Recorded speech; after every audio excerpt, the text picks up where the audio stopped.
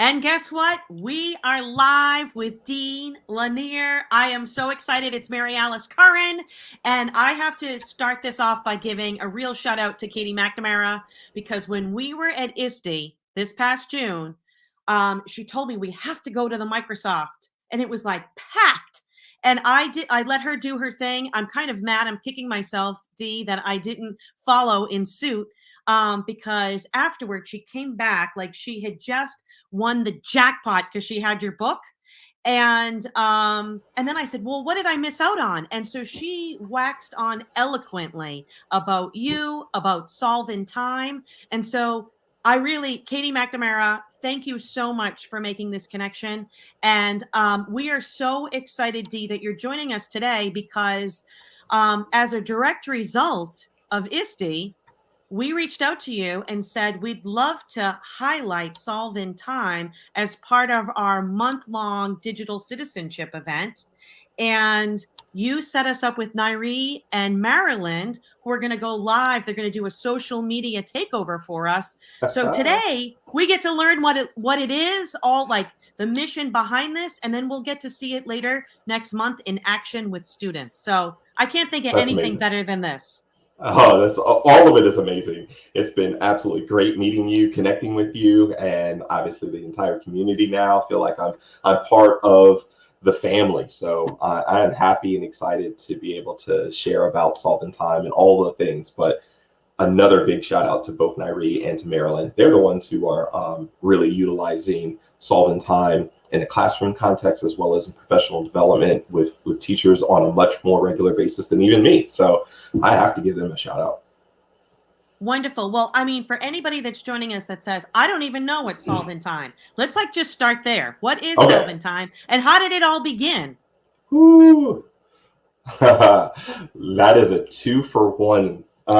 So Solve in Time is a gamified design thinking process. So there's a couple things to unpack there, right? So first of all, if you are unfamiliar with, or if you have misconceptions about gamification, know that gamification in and of itself just means bringing game-like elements to an activity. It does not mean necessarily transforming something into a game, but you can.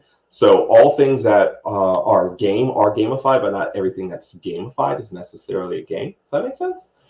It does make sense. It does make sense. Yep. So gamified because they are cards, physical cards, and sort of that sort of brings on sort of a nostalgia and some expectations for the experience based on something being gamified. But then secondly, design thinking is something that is has been popularized more recently by the Stanford D School and their particular model, but there are dozens of models of design thinking, which is a process, a systematized process for solving real world problems. So all of that to say, this is another design thinking activity. So it's not the Stanford D School's model, it is not the IDEO model, but it has some similarities, which is to first diverge into really understanding a problem and the people that it affects really deeply before then emerging with we have some solutions for you. So it's divergence before convergence. And I know that I got to talk to you like before we were live, that idea that you can see yourself within that problem. And this is the part where we are, have been on these parallel journeys. And now I'm so happy that we're connected because we're always looking for opportunities for our young people to have, to identify a real problem that really means something to them, that they do, they're passionate about. And that they ultimately do want to solve it, but you can't already start at solving it. You really have to, understand the issue and come up with, I feel like a passion project. This is what I'm hoping is as a part of October, we're really going to be highlighting, showcasing students that like, this means something to me. So you actually gave away the second part, which is you asked the question. You didn't know this answer, right? So for anyone who's watching, true story, Mary Alice had no idea that she was opening up the can to really explaining how this came to be. So how it came to be, how Solving Time became a process and then later a product, really in many ways as a result of me utilizing a process in a classroom setting and it becoming my Google Innovator project. I'm kind of wearing one of my Google Innovator shirts today. But it became my Google Innovator project. And so I'm adding lots of ands here because there's a lot of backstory and a lot of history, right? But officially in 2016, it became a part of a process that I was utilizing in my classroom that later became a part of a passion project initiative at the school in which I worked. And so it kind of just came together from things that I was utilizing in the classroom to try and engage the students in solving real world problems, to produce a product that was related to that. So we talk about PBL all the time. I know I have lots of distinctions, so I love to utilize the distinction of language so that we are clear on things. One being, if we say PBL, oftentimes people are thinking of project-based learning, which is great, but problem-based learning is another form of PBL. And to give that distinction again, so every PBL, problem-based learning, it may result in a product or a project, but not every project-based learning experience necessarily started with a real-world problem. If I didn't confuse anyone there. No, I get it. It's like talking about putting the horse before the cart and vice versa, and making sure the cart isn't before the horse. Yep. Yes. Yep. So it was a process that I utilized, and I was fascinated. So absolutely fascinated by inquiry-based learning as well as design thinking in the classroom and 20% time. And so lots of things I was experimenting with and utilizing, but I was also, and I still am very much passionate about issues of equity and social justice. And so for me, it turned into, how do I coordinate my passion projects around not just something that students are naturally gifted at or have an interest in, right? So let's say it's playing an instrument, playing a guitar. So if you have an interest in playing a guitar, awesome. And then you being able to, highlight and showcase that talent, as well as maybe, broaden it as a project. That's all fantastic. But I also want to tap into, what are social issues that you are very passionate about? What are problems that affect our community, that affect you, that you would like to see solved? So what would it look like to marry your passion for music with your desire to eradicate homelessness in our community? What would that look like? So it went from like app smashing to concept smashing, social justice and passion projects. And so again, Solving Time, it has been a mismatch from the very beginning, and that's part of its origin story. Well, I love that. And Katie McNamara looks like she just joined us. Hey, Katie. And Katie, we gave you a huge shout out in the beginning, so I'm glad you're able to join us now, but you're going to have to go back afterwards and catch up, because this conversation would not be happening without you. And I know Marilyn is here, so a little shout out. I know. And we have Ella from Nigeria joining in as well. So this is really exciting. I'm ecstatic. So glad that you're here. Yes. She's been a fantastic partner with Flip Learn Kids, and she's going to do one of our DigSit SDG social media takeovers as well. So, awesome. I'm putting up this message right now from Katie, because this is where, again, that parallel, we've been on similar journeys, because our mission is very well aligned. And now I'm so happy that we're connected, because we're always looking at things through that community lens. And, I like to look at it from local, global, and digital. And instead of like having them separate, how about if they were like one lens I'm looking out of, and they're all local, global, and digital, because our words, our actions, they matter and they influence. When you make a decision with your words and your actions, and you think it's just, in your classroom, in your community, it's got that ripple effect when we use technology for good, so we can inspire and empower others. So I am already a massive fan. I haven't seen it in action. Obviously, Marilyn, I have to say, I can't wait. Oh, and here's our joining in from Mexico. Eugenia is joining us from Mexico as well. So I love that we have a global audience here. Yes. Really interested in what this looks like in action, and that's where You we ready? can. Yeah, I would love to hear from you. You want to share your screen? I know that we'll get to see Marilyn and Nairi. I hope that I'm going to actually put this up here for people to register, because we have a really exciting month ahead. So I'm just going to put that up there. Well, if you wanted to, Dee, share your screen, or you Sure. want to Yeah, keep I'll share talking, my you tell screen. me. Okay. We'll do both. We'll do both. So, first of all, because this is actually like setup, right? So this is real. This is real time. Really happening right now. How much time do we have? This is important. This is a very important question. Guess what? We've been going live all month to generate excitement about what we're doing in October. So Sure. some have been a half an hour, some have been a full hour. So, Okay. and if people Okay. aren't able to join us because of time zones, I definitely know that our community comes back and will want to, catch up on this. So, Yep. Okay. So I asked that question because when you're working within a classroom setting, that is what you are sort of facing, right? You have time constraints. And so I oftentimes try and think of utilizing solvent time for rapid prototyping, for coming up with a solution to a problem, but then knowing that you can move from a rapid prototyping process, which could feel like we barely scratched the surface there. We only had 25 minutes when you think about like all the classroom management and stuff that needs to happen, and then debriefing and, closing out a class. Even if you have, 50 minutes, it's like for this activity, we only had 20, 25 minutes.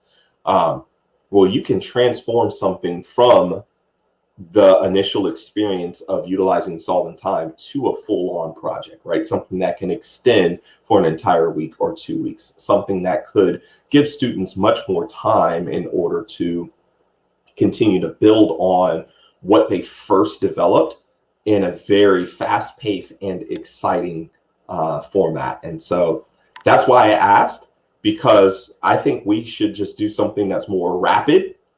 But when we do so, it will help everyone who views understand what solvent time is. Does that sound all right? that sounds fantastic. And do you All want me to right. stay on the screen? Because I can go in the background and. I want you here. Okay, you got it. You got it. All right, this is wonderful. All right. So what I am also going to do is I'm going to, well, look, I'm going to attempt to share my screen. If I break something, it's okay. Look at Marilyn. I appreciate you. If I break something, it won't be the first time, and it definitely will not be the last time. So, I love it. So I'm going to add it to the stream right now. Perfect. All right, we're good. We're good. It looks like everything is working so far. So these are standard presentation slides that you can find on the website for Solvent Time. Marilyn, who is present, absolutely knows this. For anyone who jumps on the Twitter takeover, know that Solvent Time never looks the same. It always looks different, and that is because it's gamified in the sense that it is randomized for the participants. More on that here in a second. Okay. More on that in a second. But if you are familiar with the 4 C's in education, I like to introduce the 4 C's in problem solving. And so it's actually a 5th C, because these are commitments. So before even getting engaged in this process, I need wholehearted commitment from all participants for these 4 things. So Mary Alice, since you are the one who's doing this, can you commit to these 4 things? That's my question. I'm going to say yes. I'm going to commit. You don't even know what they are yet, but I know, but I'm going to commit, and I'm going to say that is another wonderful alignment, because with digital citizenship, we are partners with the Coalition for DigCit Commit through ISTE. And it's like making a commitment. And so to us, yes, you have to make that commitment first. And then from that commitment, then that's that actionable piece. That's where we put in, we want you to become an impactor in local, global, and digital communities. So I'm ready for the 4 C's to make a commitment with you. We put a ring on it. Yes, because we like it. Because we like it. Solving time. I'm putting a ring on it. Yeah, because we like it. So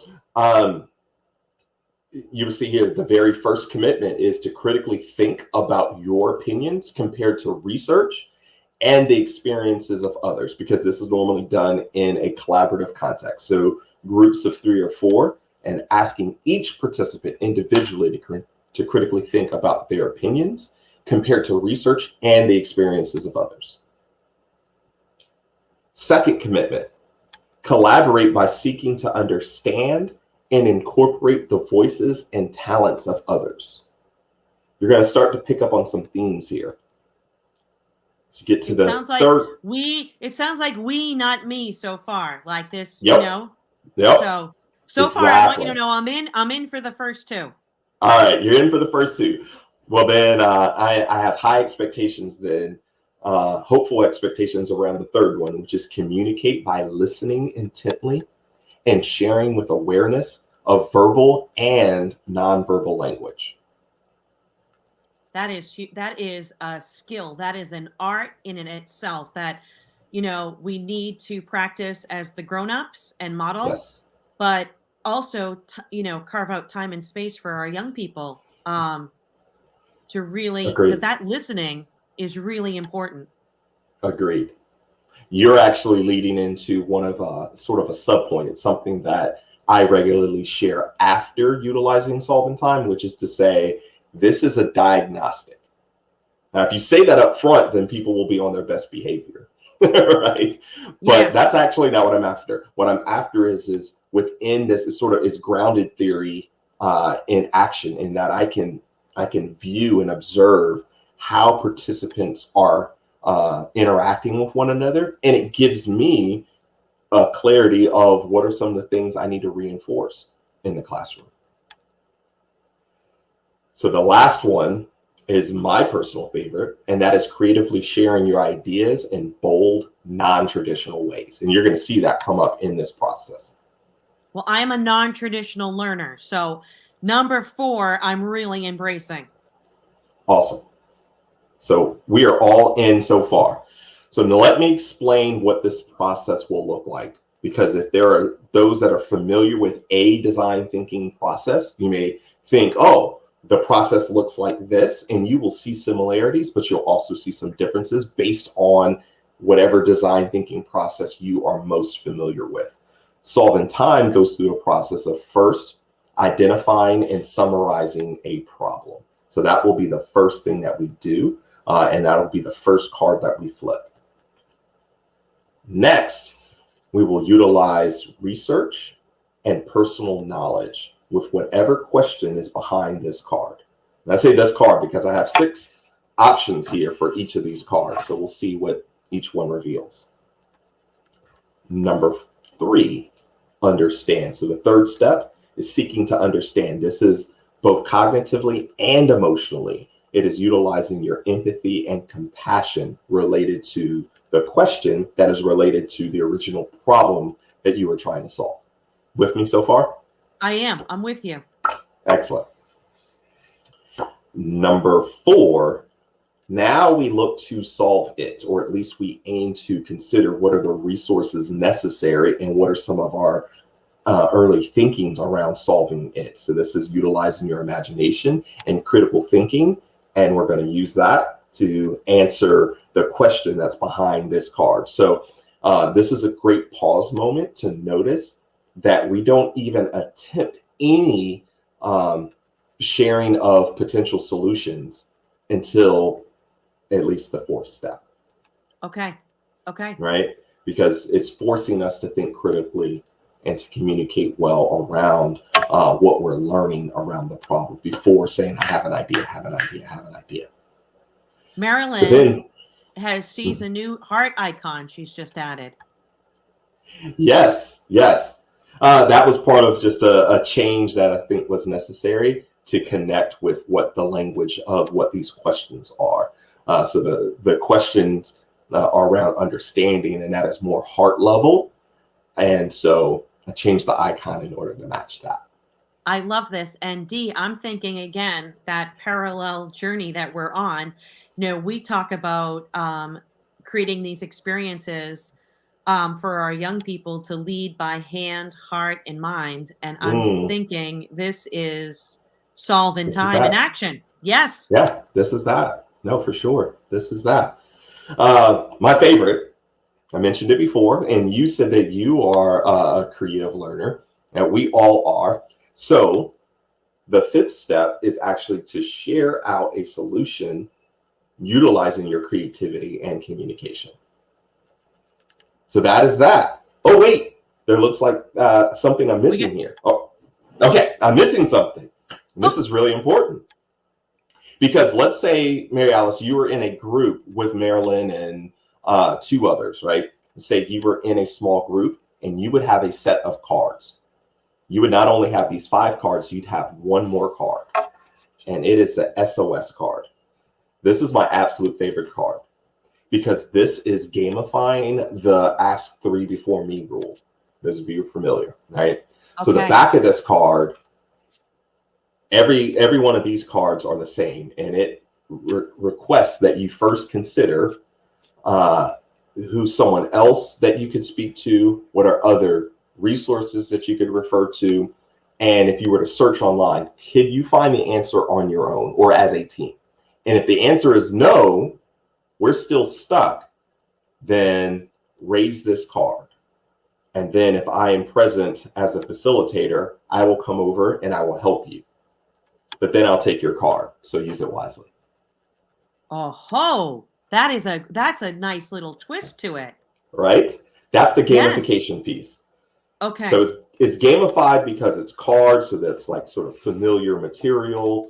I think I'm playing a game because it's on cards. It has some rules, so that's game-like. There's randomization, so even me as a facilitator, I don't know what each group is going to have. Because there are 6 different optional questions that are related to who, what, when, where, why, or how. So it's gamified in that sense. And then lastly, the SOS card really opens things up. It becomes competitive without you even having to say it. Well, I really do love that. I got 3 ways, right? 3 things that I have to do before I use that. And I have to use that wisely because I lose it and I still might need it. Right. And I never offer any form of reward or points or XP or anything. I don't have to. Just saying that alone, I've witnessed this dozens of times. A hand go up really, really quick and someone else in the team say, no, we can figure it out. Yes. Yes. And I'm like, yes.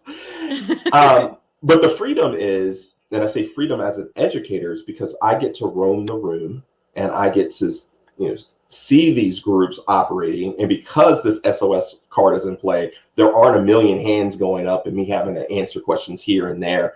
I get to observe so I can see if a group is really getting it or not. And so I have the freedom to push in if I recognize it's needed without, taking a card, right? I can tell if a group is collaborating well or if they're not.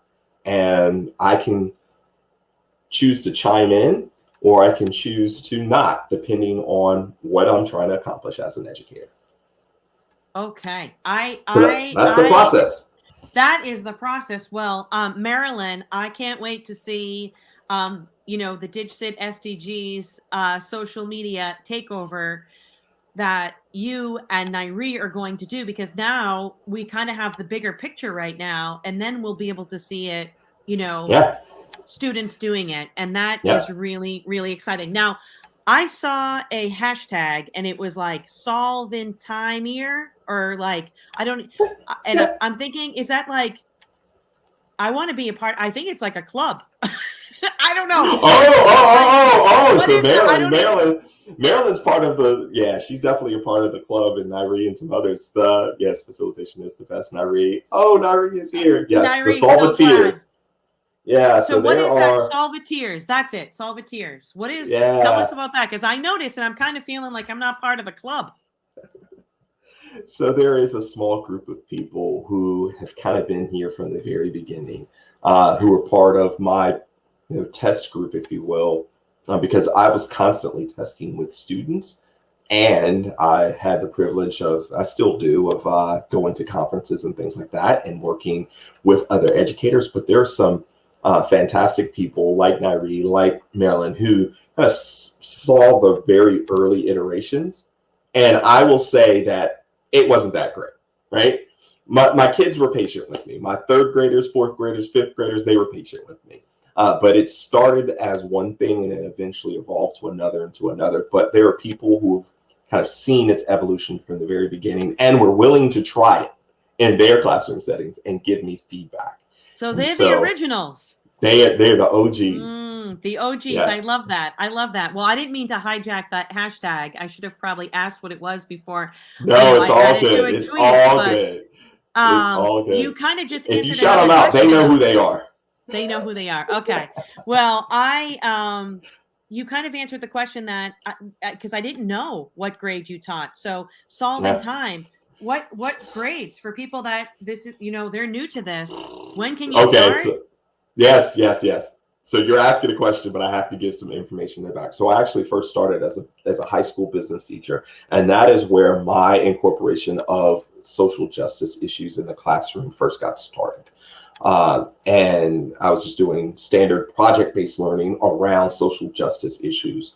And then later when I became a tech coach and then eventually that was my full-time role as a tech coach, that's sort of exclusively what I was doing, but I also always had the privilege of teaching one or two classes. And so that's where, again, the social justice piece was being incorporated with an 8th grade leadership class. So it kind of started in the upper grades. But then when I went to another school and my role was full-time in the classroom as a technology support to a larger program, I then was teaching, and this was crazy for me because I was experiencing all sorts of things I'd never experienced before. But that was 3rd grade, 4th grade, and 5th grade. And so at each one of those places, I had to figure out how to maintain its attractiveness, right, to upper grades as well as lower grades. And I also needed to make sure that the topics were relevant to both, as well as, on top of all of that, just the language was appropriate. And so the Solving Time cards and all of the questions that are on the cards are actually on a 2nd grade reading level. So these are all 2nd grade reading level questions, right? So you think about DigSit and some of the goals of being safe and being with safe people online. That could be a question that is paired up with this question as a problem. So all of these questions and all the language is intentionally on a 2nd grade level, with the hope that a teacher who can maybe on the kindergarten or even 1st grade can still do some explaining if the language is a little bit more complicated, but not too much. And a high schooler can read it, understand it, and continue to sort of move from there. So all of the language, right? But some of those skills that are necessary that you see here at the top, like use research skills and personal knowledge to answer the question, that's beyond language. That becomes an opportunity for the teacher to actually give that as instruction to, again, depending on the grade level, help those students utilize technology for doing research and doing it appropriately. Right? Well, that just makes a data set. Katie McNamara and our teacher librarians, like not just in a classroom setting, but in our lots of media settings specialists as well. Yes, lots of media specialists have utilized Solving Time. Again, some more sort of early solviteers include what's currently now called the Google Certified Coaching Program, but the original beta group or pilot group for the first 2 years called the Dynamic Learning Project. And so shout out to all my OG DL peers out there, and they got to see some early iterations of this as well. And There are multiple schools across the country in the US that have solve and time cards in their media centers. Okay, this is wonderful. And Nairi, thanks for letting us know that for TK to 1 students as well, because then that really gets the whole, Yep. it gets everybody. And then you speak about research for sure. It was actually Marilyn who first got me or introduced me to utilizing solve and time as a process with the UN SDGs. And that opened up something for me that is still super exciting, because it turns into considering global issues that we can engage our students in aiming to solve. But then where solve and time, I think, is unique in a sense, is always forcing the conversation to how is this problem real and relevant to you? So that's the level up opportunity depending on the grade level that you're working with. If I have knowledge of the fact that younger learners, that their empathy needs to be stretched to think beyond just themselves or their family, right? That's the opportunity to maybe start thinking about their local community. And then I know that if I'm working with 5th, 6th graders, they may be thinking about their local community, but how do I push them beyond those borders as well? Oh, well, and here's Marilyn giving, right back the love back to Marilyn with the SDGs. But we've put on, so Digital Citizenship Week is always the 3rd week in October. So that's, and since 2009, our organization has hosted some sort of DigCit event.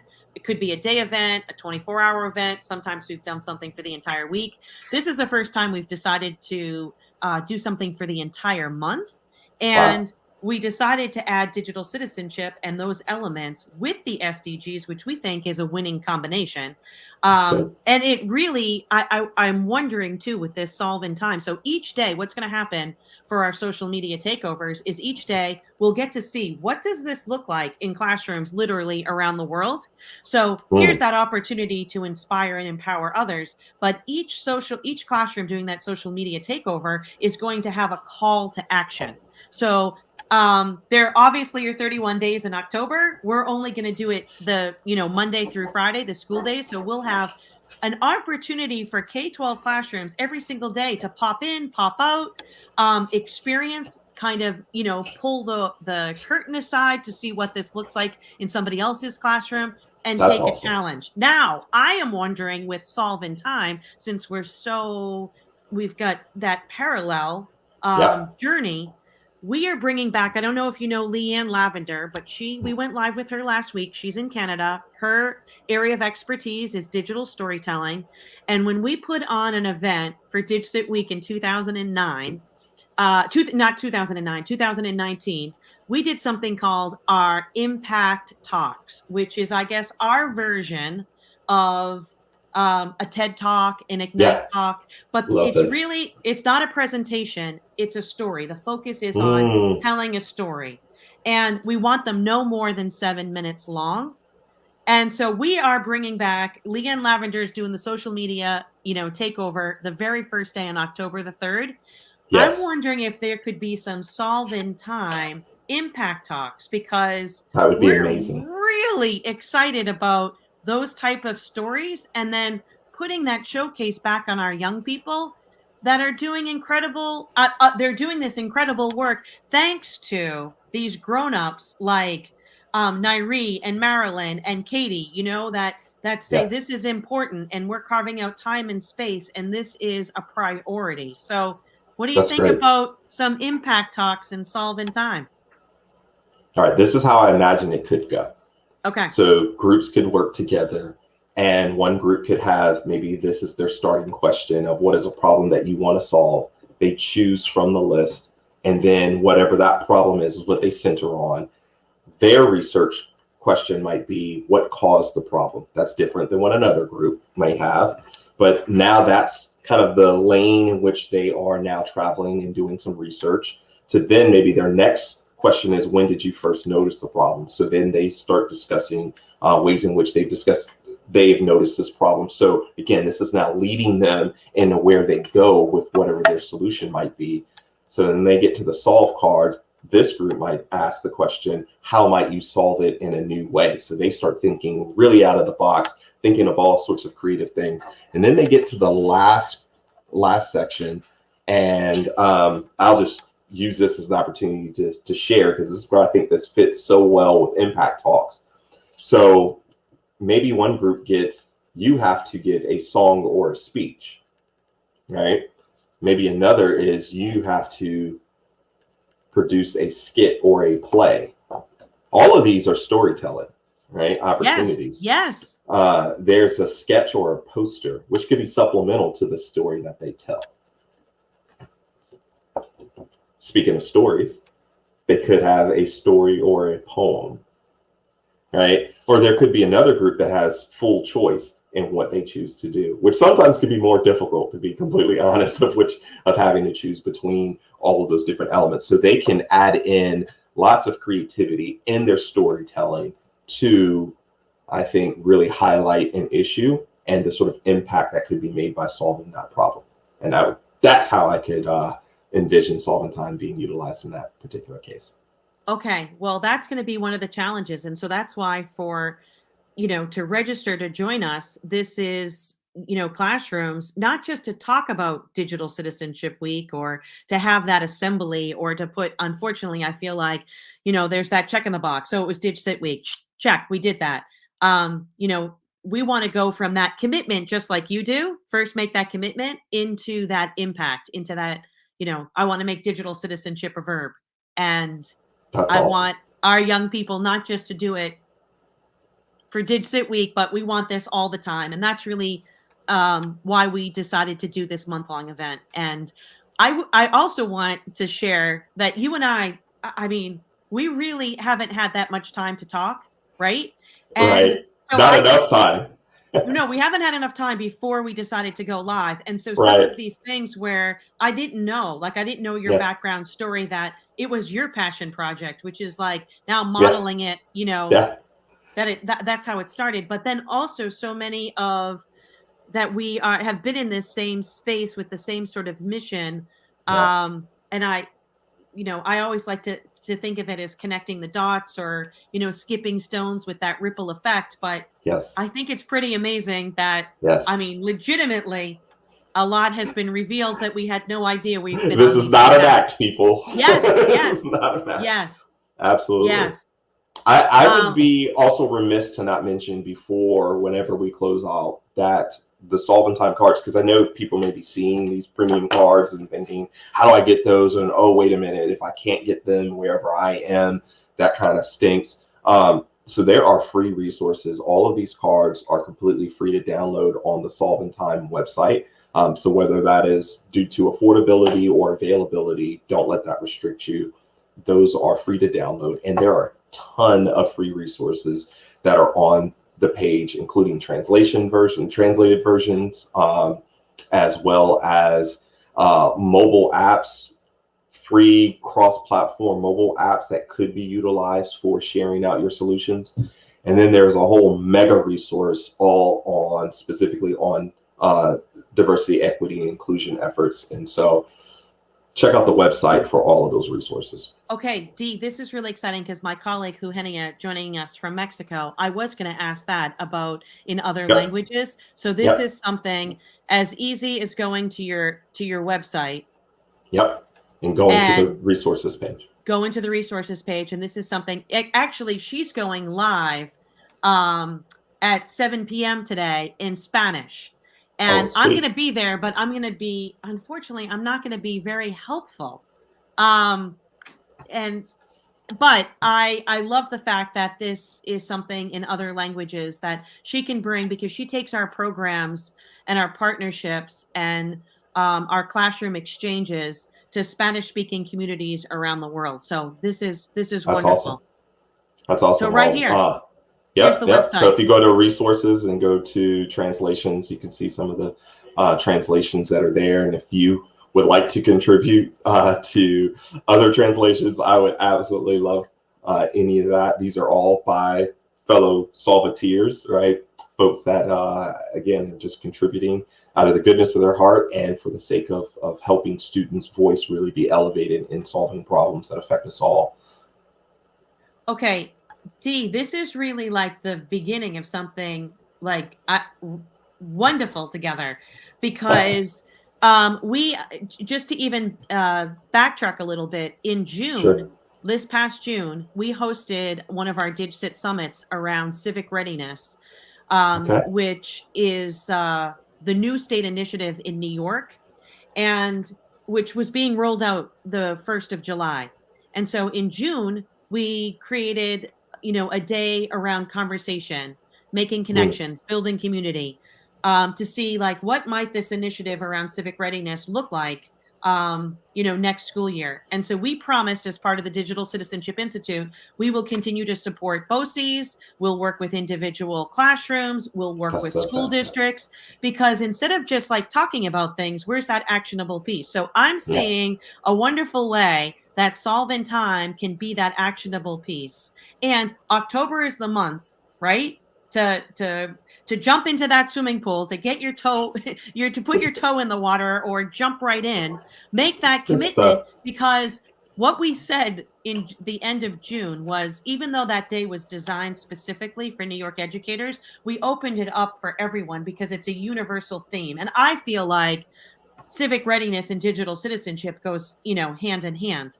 So at the end of the event, we announced that this day of conversation is going to be something more, because this time next year, we're going to host a live student showcase where I love it. we didn't just talk about things, but we made plans, right? We started to plan. And then we provided opportunities. We carved out time and space for our classrooms to actually put this into action. And so, Dee, I'm saying this right now as a commitment, since I put a ring on it with Solve in Time during this live session, that during that live student showcase, which will be hosted in New York, I can't officially announce the venue yet until I have the date, but it is in the Right. works. And how wonderful if we get to see classrooms and Solve in Time as part of our showcase. And that's why we want people to join us. Yes, nothing gets me Yes. more excited than that. Absolutely nothing gets me more excited than that.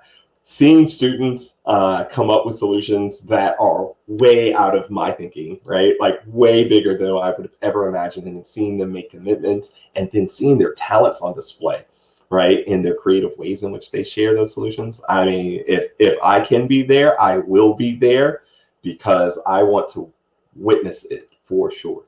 Yes, and I've been feeling lately, especially with the pandemic, it's easy to make those connections online. A lot of times, providing professional development or professional learning experiences for our educators. But if there is a student session, I mean, I'd go to a student session every time, Every time, twice every on time. Sunday. And so to have that live student showcase where Yes. you have the grown-up that, has made it happen, that kind of guide on the side, that facilitator. But Yep. let's have the showcase. Let's celebrate what our young people are doing. And I can't wait to continue to do this with you. And Marilyn and Nairi, I am so excited that you were our social media takeover in October, because that will just be one more layer for a classroom to say, yes, I can't wait to make a commitment and put a ring on it with Solve in Time.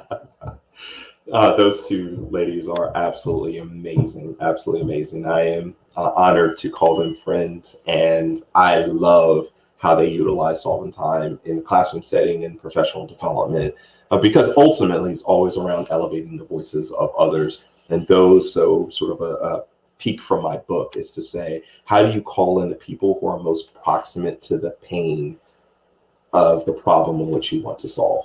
And so it has to be beyond us as educators. It has to be around highlighting the needs of our students and the needs of our educational community as a whole, and what they are most passionate about, and getting them the tools and the equipment to, and then the freedom is probably the biggest word that needs to be utilized there, to be a part of that solution.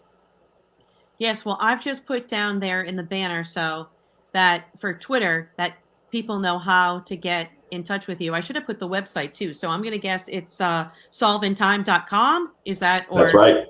That's okay. right. Try to make it real difficult for people. Just play. and that hashtag I think that Nairi said is solve it. Is that what we should be? Yeah. We could use solve it or so either or solve it or solve in time hashtag works. Okay. All right.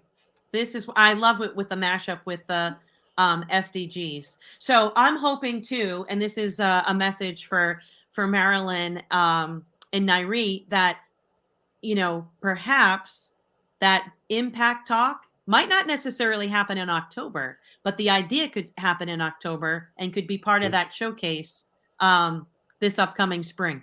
And I should add that event in New York. Yes, it will be physically in New York, but it will be a hybrid event so that, students anywhere around the world will be able to join us. And, Dee, one of some of the events that we have put on, one of the 24-hour events, which by the way, I am too old for 24-hour events anymore, but the 24-hour event, we had sessions in Arabic, we had them in Portuguese and Spanish. Oh, wow. Because why should it always be in English? I mean, if we're talking about, local, global, and digital, and I remember the presenter saying, but you won't understand. And I said, this isn't about me. This is about that you are going to invite others into this critical conversation. So I'm kind of envisioning this student showcase in different languages as well. And it will be a really wonderful celebration of young people using tech for good, solving real problems in local, global, and digital communities. And awesome. I am Katie McNamara, thank you so much. Thank you, Katie, for making this connection, because I'm really excited to see what happens in October. But then again, it's just the beginning. What happens at that live student showcase this upcoming spring. And Dee, thank you so much for joining us today. My absolute pleasure. Thank you so much, Mary Alice, and thank you to the whole DidSit team. And I am just absolutely honored to be a part of this. And we're adding, so everyone's got your website right there. Look at this. I mean, the chat today, thank you so much. I mean, they've been so active. Oh, and I love that, the PLN to the PLF, which that PLF, it goes back to Dr. Sarah Thomas. I can remember when she used that term, she coined it for the very first time, that professional learning family. Yeah. And that's family right there. So shout out to Dr. Thomas. That is family right there. Definitely. Dr. Sarah Thomas, I have to say, was part of our first DidSit Summit.